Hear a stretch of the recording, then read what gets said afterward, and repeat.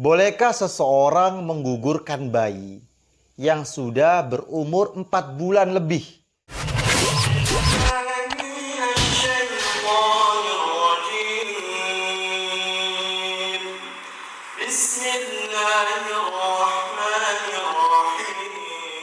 Bolehkah seseorang menggugurkan bayi yang sudah berumur 4 bulan lebih ataupun yang belum berumur 4 bulan? Maknanya bayi tersebut belum ditiupkan ruh.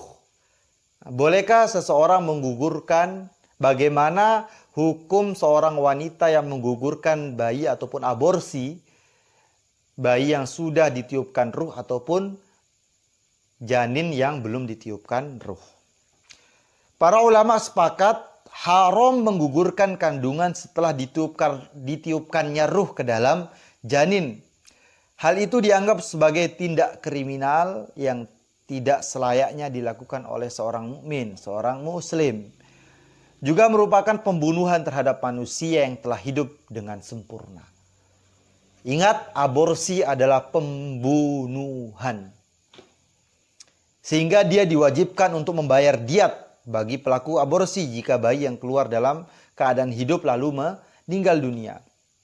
Jika bayi keluar dalam keadaan mati, maka dia pun tetap diwajibkan untuk membayar denda, akan tetapi dendanya lebih ringan daripada bayi yang keluar dalam keadaan hidup kemudian mati. Adapun menggugurkan kandungan sebelum ditiupkannya ruh, maknanya 4 bulan kurang, maka ini pun sama, hukumnya haram juga. Ini pendapat mayoritas ulama fikih. Dalilnya adalah hadis-hadis sahih yang menjelaskan bahwa proses penciptaan manusia dimulai dari menetapnya sperma di dalam rahim, sebagaimana yang diriwayatkan oleh Imam Muslim dalam kitabnya, dalam kitab sahihnya, ketika sperma telah mencapai umur 42 malam. Nah, 42 malam, maka Allah mengutus malaikat untuk membentuk wajahnya dan menciptakan telinganya, matanya, kulit, daging, dan tulang belulangnya. Nah, maknanya ada hadis yang mengatakan bahwa malaikat ketika umur janin 42 hari, 42 malam, malaikat datang untuk membentuk wajahnya. Untuk membentuk telinganya, matanya, kulit, daging, dan tulang belulangnya.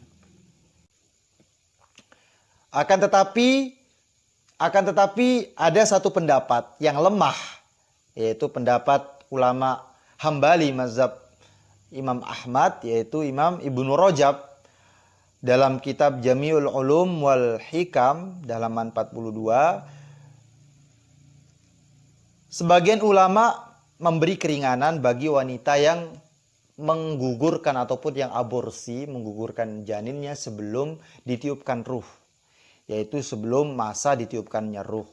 Nah, mereka mengkiaskan hal ini dengan azal. Apa itu azal? Azal ini ketika seorang suami istri melakukan hubungan intim, kemudian ia tidak ingin memasukkan spermanya ke dalam farji istrinya. Ini namanya azal. Nah, sebagian ulama menyamakan perbuatan azal ini dengan menggugurkan janin yang belum ditiupkan ruh ataupun aborsi tadi. Akan tetapi oleh para ulama mengatakan ini adalah pendapat yang lemah. Nah, kenapa? Karena tidak sesuai dengan pendapat-pendapat mayoritas ulama. Mengapa demikian? Karena azal dan urusan janin yang sudah ada walaupun belum ditiupkannya ruh, ini sangat berbeda. Kalau azal ini memang betul-betul belum belum jadi manusia, belum jadi janin. Apakah dia gimana sih? Adapun azal sama sekali belum terbentuk janin, tetapi hanya menghalangi terciptanya janin. Bahkan jika Allah menghendaki, azal sama sekali tidak menghalangi terciptanya janin. Banyak orang-orang yang azal juga, akan tetapi Allah Subhanahu wa Ta'ala tetap membuat istrinya hamil juga. Nah, jadi azal ini hanya menghalangi terciptanya janin. Sedangkan aborsi walaupun belum ditiupkannya ruh, dia sudah menjadi janin. Sehingga mayoritas ulama pendapat yang kuat tetap haram aborsi walaupun belum berumur 4 bulan. Apalagi sudah 4 bulan. Itu sepakat para ulama, itu adalah tindak kriminal pembunuhan kepada seorang calon manusia yang akan lahir ke dunia ini.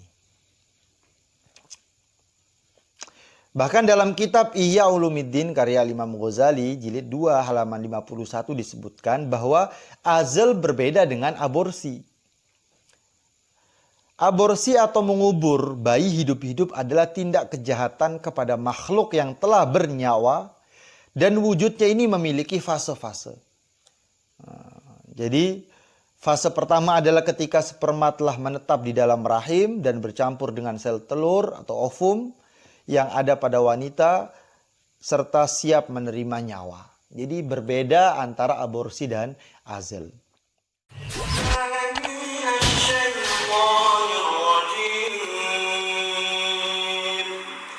Bismillahirrahmanirrahim.